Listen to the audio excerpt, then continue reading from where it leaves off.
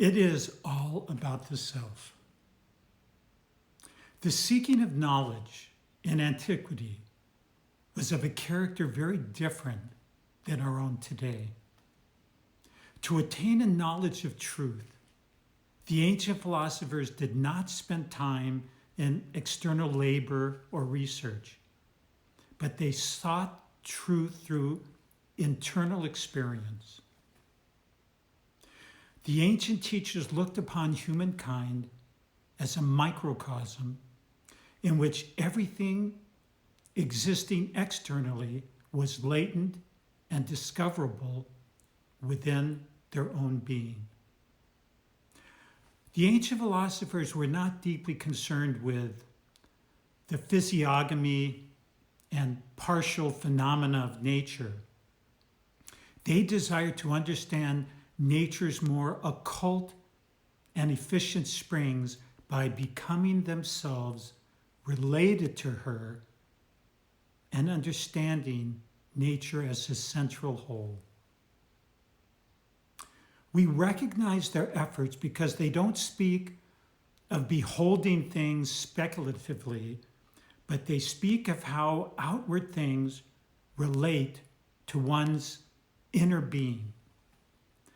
The philosophers of old did not see outward things as independent and standing alone from them, but as an integral part of a great chain of universal cause, of which each is an effect of the creative energy of a creator.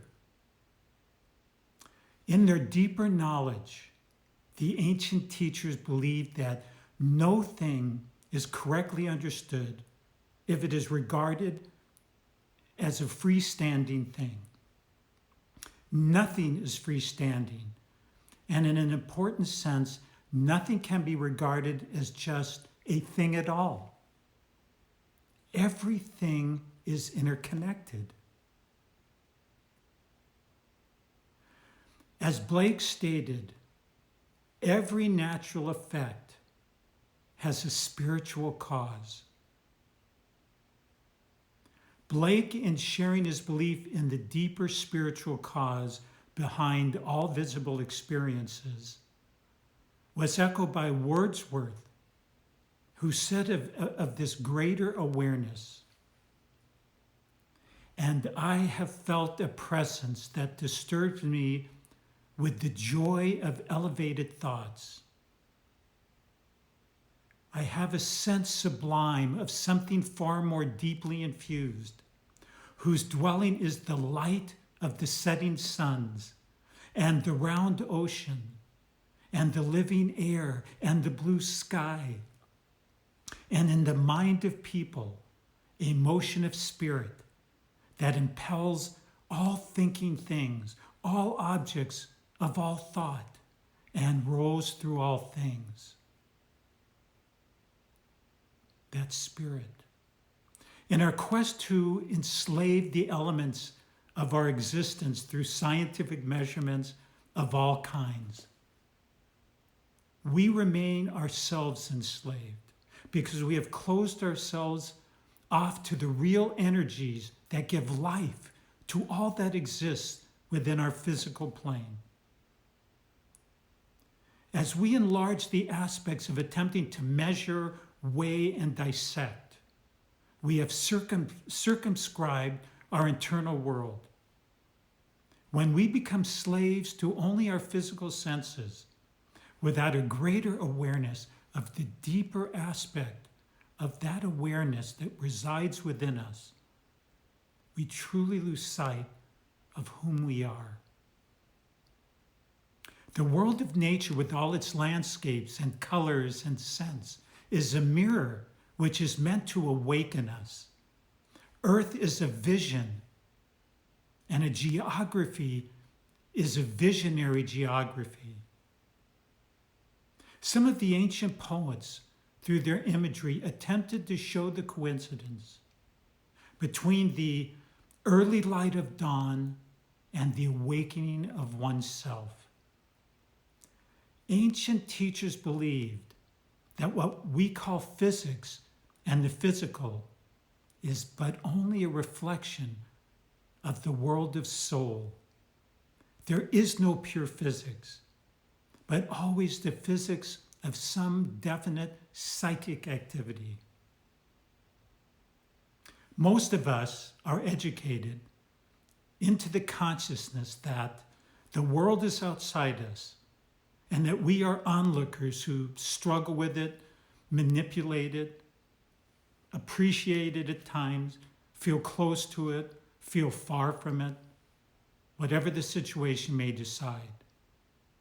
But in all these contexts, it is seen as the other. This is one aspect that physics has created within our culture. The purpose of this message and video is to remind you to look within. There is an aspect of you that is with you every day, traveling invisibly, putting pieces together and guiding your journey, so you will discover that all things are part of a greater whole.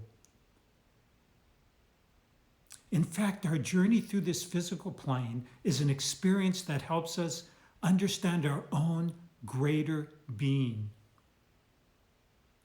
Nature has such an important part of awakening latent aspects within ourselves. Carl Jung wrote this following regarding his soul. You took away where I thought to take hold, and you gave me where I did not expect anything. And time and again, you brought about fate from new and unexpected quarters. Where I sowed, you robbed me of the harvest. And where I did not sow, you gave me fruit 100-fold. And time and again, I lost the path and found it again where I would never have foreseen it. You upheld my belief when I was alone and near despair. At every decisive moment, you let me believe in myself. Your inner teacher, your friend, and your guide is always and forever with you. This is why you constantly hear me use the following phrase. You are that soul. You are power, you are light, and you are love. And you are with us always. I love you and thank you for joining me.